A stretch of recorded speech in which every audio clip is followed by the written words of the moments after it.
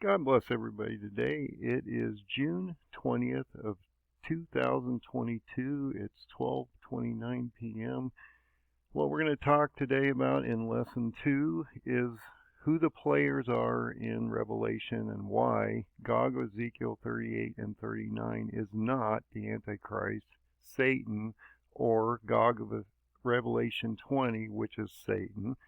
He is actually the first seal or the white horseman in Revelation.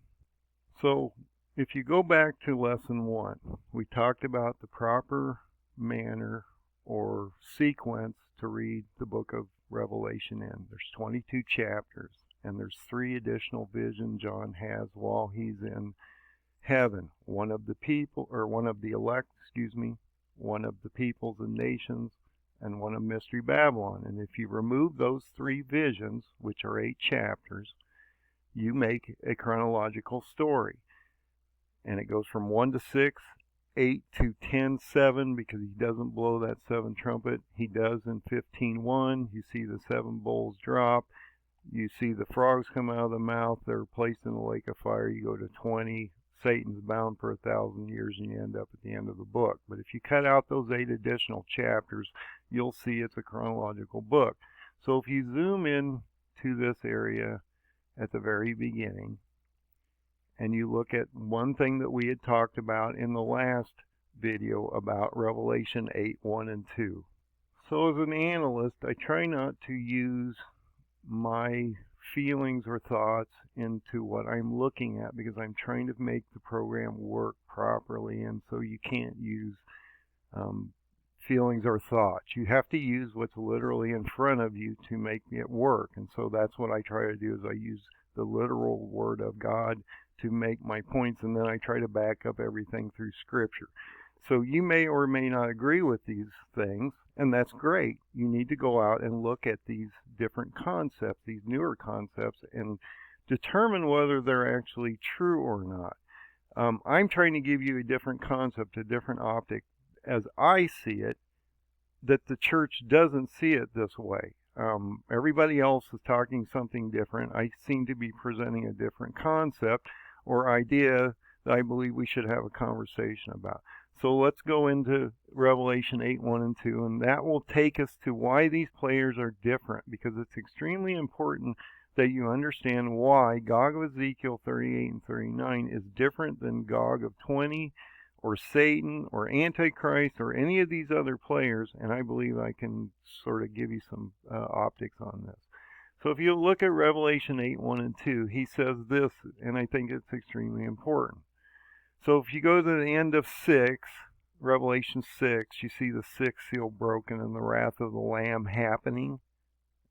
And then you go to 8:1, you see the 7th seal opening. So that division of the vision of the elect in chapter 7 is removed, because you can go from 6 to 8, chapter 6 to 8, and you can take the story right up without having chapter 7 in there. It's giving you a optic of what's happening to the elect during that time of Antichrist.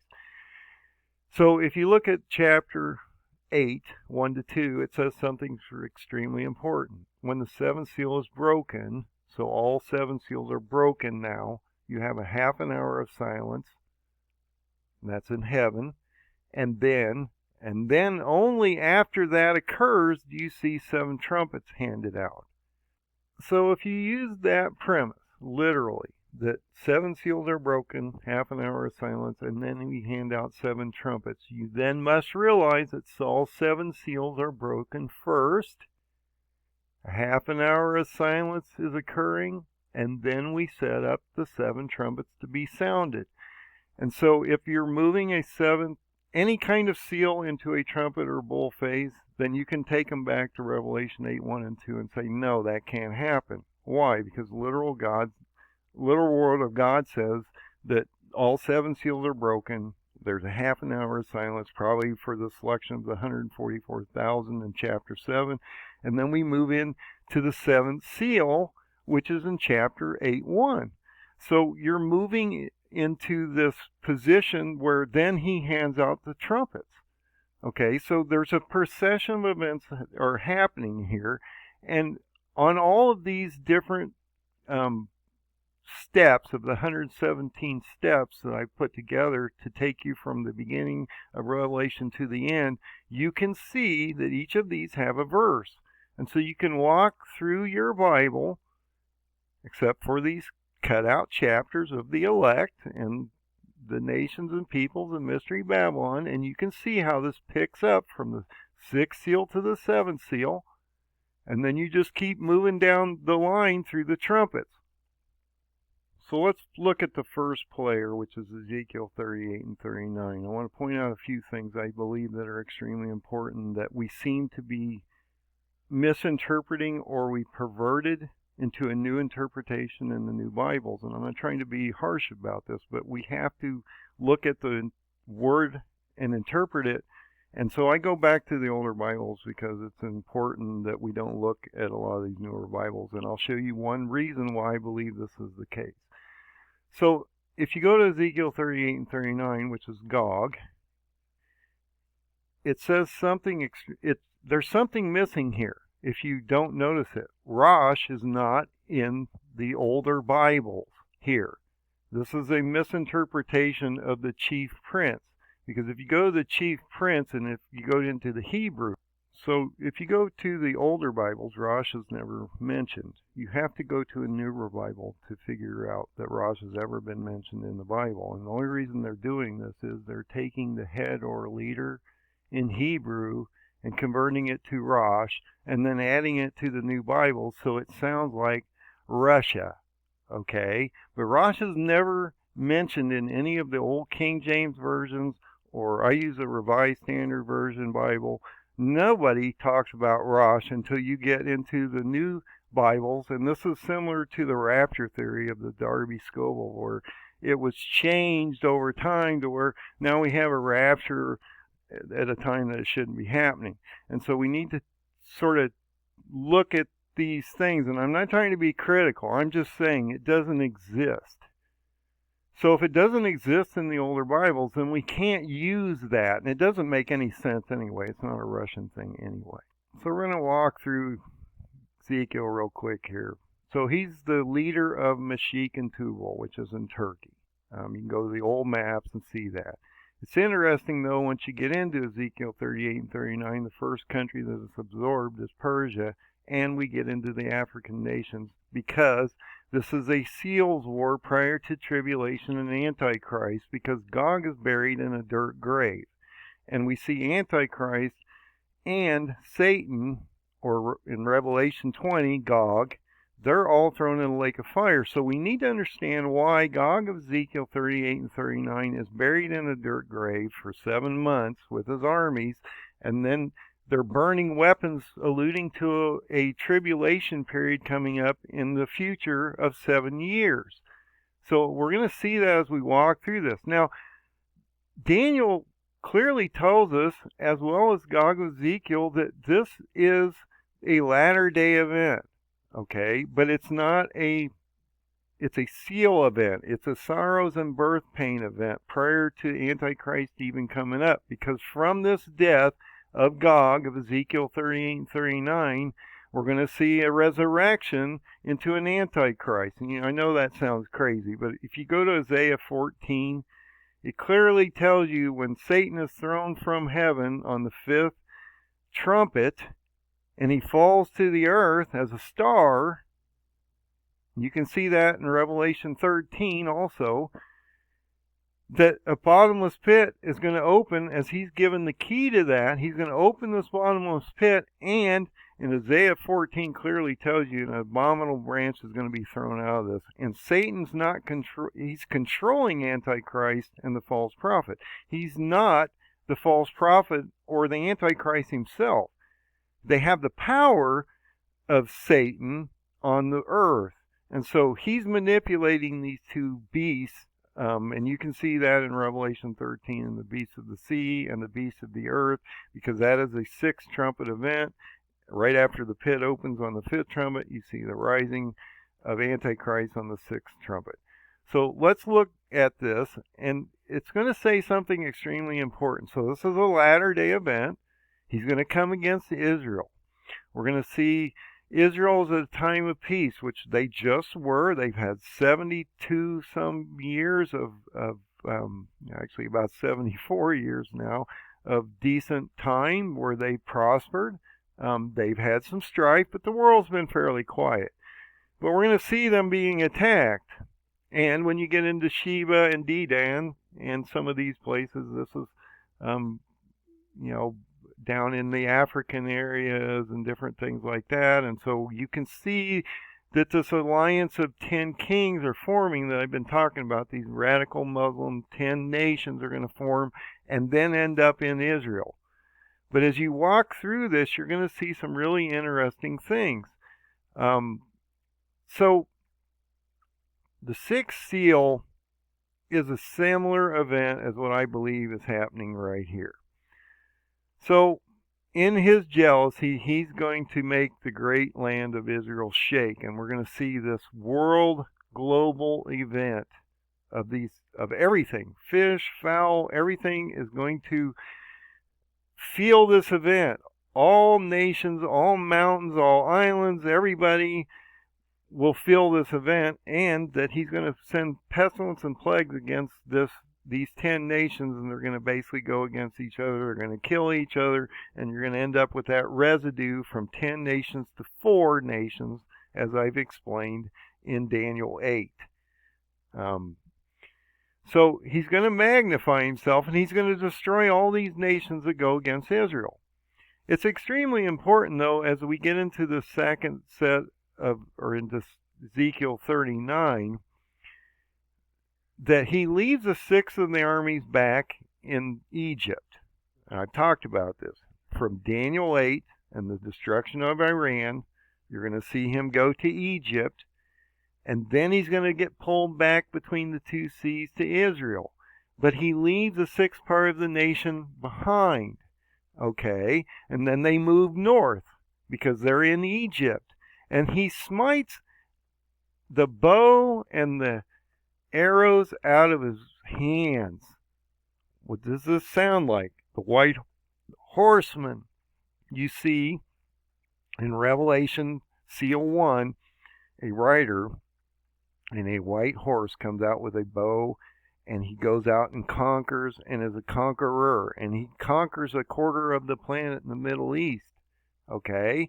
And we see him leaving a sixth of this nation behind, but that God is going to smite the bow and the arrows out of his hand. He's going to knock them out, and he's going to devastate these armies that go against Israel completely. He's going to send fire against Turkey, or Magog, because that's where Magog is, and he's from, Gog is the leader of Magog. And so he's going to send fire against the seed of Satan, which is where Pergamus, Turkey is, the seed of Satan. You can go look at that in the letters to the 7 churches where he tells you it's the seed of the beast. You can also go to Revelation 17 through 19 and see that that's the 5th bowl judgment that's occurring there. So you can see this destruction that's happening. But he's buried in a dirt grave. And then look at this. They go forth and they use the weapons and burn these things for 7 years, alluding to an up-and-coming tribulation period. Now, some people will say that this has to happen during Armageddon, but the question then you have to ask yourself is, if this is between the 6th bowl and the 7th bowl, that's a 7-year gap.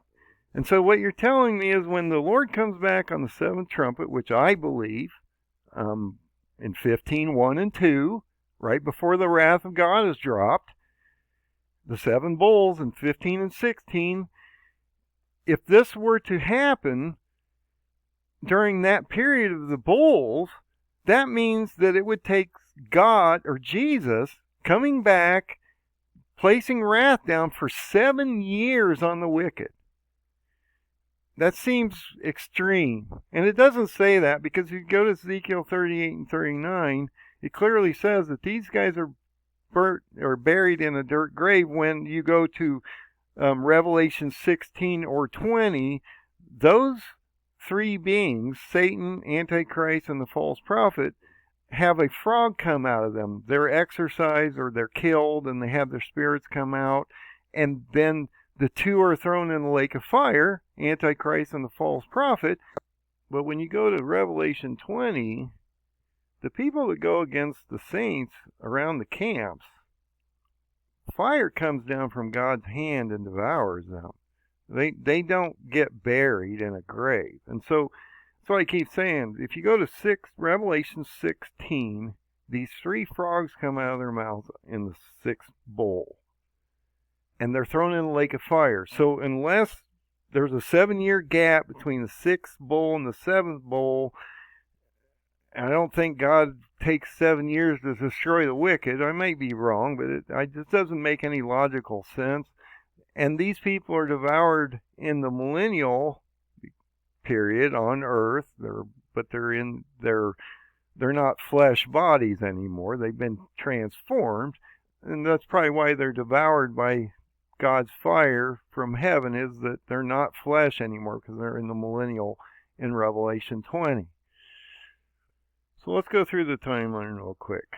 So if you understand that Gog of Ezekiel 38-39 is a pre-seals war event, it's a sealed war event between 1 and 6, and then that takes us into the trumpets, and that you'll see a destruction. Actually, you'll see a release of the white horseman on the first seal, and you'll see his destruction on the sixth seal.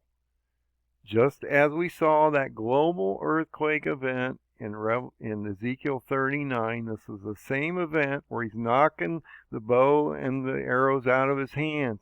And then we break the seal, the seventh seal. We have a half an hour of silence. And then the angel fills the censer and he throws it to the earth. That's in Revelation 8:30 and 6. And then we start the trumpets. And only when we get to the 5th, 6th, and 7th trumpet do we start into that Antichrist phase. So this war of Gog of Ezekiel 38 and 39 is it's a seals war pre-tribulation, prior to the 5th trumpet and the 6th trumpet opening, because the 6th trumpet is when the Lord is Antichrist and the false prophet is being released and rise. And look at that. On the 7th seal, we have that half an hour of silence, the selection of 144,000 down here. And what happens? The four winds are being held on the 7th seal. Right here. So we need to understand that, because when are they released? On the 6th trumpet. So he's telling you something extremely important. And by the time you get to the 6th trumpet event, you have a lot going on the ground here. You've got a quarter of the planet under war, of devastation, of war, famine, economic collapse. The whole world's starting to crumble. You get into this decimation of Iran, which is going to happen here soon, Daniel 8. So you're working into this Daniel 8 effect. You're going to turn that into an Ezekiel 38-39 effect, which is the first Magog war once they transform, and you're going to see them die, all 10 nations be destroyed, except for the 6 he leaves in Egypt on the 6th seal. But that 6th seal is going to change the world. And I'm going to do a video next about the 7 seals before we get into the trumpet phase. And then I'll do one about the trumpets and the bowls. And then I'll do one about the end. And then I'm also going to do one about the paradigm, because I believe that paradigm explains a lot of what's happening here. But if you get into this area here, in the first 4 seals, I believe that is where we are right now. Erdogan was released. He's already starting to overcome the Middle East. He's about ready to start genociding the Kurds down into Shush, Iran. The Red Horseman's been released because all peace has been taken from the earth. As we can tell, no one's getting along out here.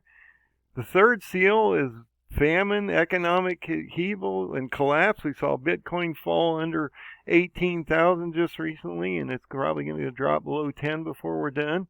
The markets are crashing. Fuel prices are going to move up. If Iran were to fall, because you have a Daniel 8 effect, that's going to drive prices of fuel way up. You have another potential disease effect happening because death and disease is following all this. Okay. And then this is interesting. Hades and hell are following the white horseman to his destruction on the 6th seal, which is the same event that's happening in Ezekiel 39, in the destruction of the 6th seal, where all animals feel it, and he knocks the bow and the arrow out of his hand and he destroys him, because we're going to get ready for now a half an hour of silence. A 7th seal is broken. The angels are handed out 7 trumpets. We see a third of the world devastated. You see the 5th trumpet open with the angel Michael standing on the bottomless pit, pulling Satan from heaven. He's being thrown to the earth. In Revelation 13, it clearly tells you this. Isaiah 14 clearly tells you this. You see locusts come out of the pit for 5 months. They sting the men without God. You see a 6th trumpet event. A second woe occurs. The 4 winds are now loosened where they're held here. Okay? And we then have the preparation of 1260 days moving into tribulation to the 7th trumpet and when the Lord comes back. And so you need to be able to see this happening, and that if you take 2 verses and look at them, Revelation 8, 1 and 2, that clearly says these 7 seals have to occur first, and then you have 7 trumpets. And then if you go to another thing, I think it's extremely important, which is Revelation 8:13. 8:13 is where I built the 117-step calendar out of, because it tells you need to watch the last 3 woes. This is extremely important because the last 3 woes are attached to the last 3 trumpets, with the 5th and 6th and 7th trumpet, which are the pit opening, Satan being thrown to the ground on the 5th trumpet, the Lord, Antichrist and the false prophet rising on the 6th trumpet, and the Lord Jesus coming back on the 7th trumpet in 15:1 and 2, and then you see the bowls being handed out. So there's a procession of events here. So just realize that Gog of Ezekiel 38 and 39 is not the same as Satan or Antichrist or Gog of Revelation 20, because those 3, Antichrist, Satan, or Gog of Revelation 20, are all thrown in a lake of fire, and they're never buried in a dirt grave for 7 months, and they burn weapons, alluding to an up-and-coming time of tribulation. And that Gog of Ezekiel 38 and 39 is a flesh event, where once you get into Antichrist, the false prophet being removed from their bodies, the frogs being thrown in a lake of fire in 16, to Revelation 20, where you see Satan being bound for 1,000 years and then thrown in the lake of fire at the end of that, and those people consumed by fire. This has nothing to do with Gog of Ezekiel 38 and 39. God bless everybody. I hope this explains this. I tried to go through this fairly quickly. I have a lot of material on my site about this and how this all connects, and it's very detailed and where all these verses come from. But I'm mainly trying to get the points out so that you can see the connections yourself, and then have you go out and physically look up the stuff and see that there's a difference in what I'm saying compared to what everybody's saying. And maybe I'm wrong. I don't know. That's what I'm trying to figure out, just like you are. But what they're saying out there doesn't seem to make any sense. And what I can clearly tell you is I do not believe that the white horseman is Antichrist or Satan or anything later, because it clearly tells you in 2 verses, 8, 1 and 2, that it can't happen that way. So God bless. Find the open door, Jesus.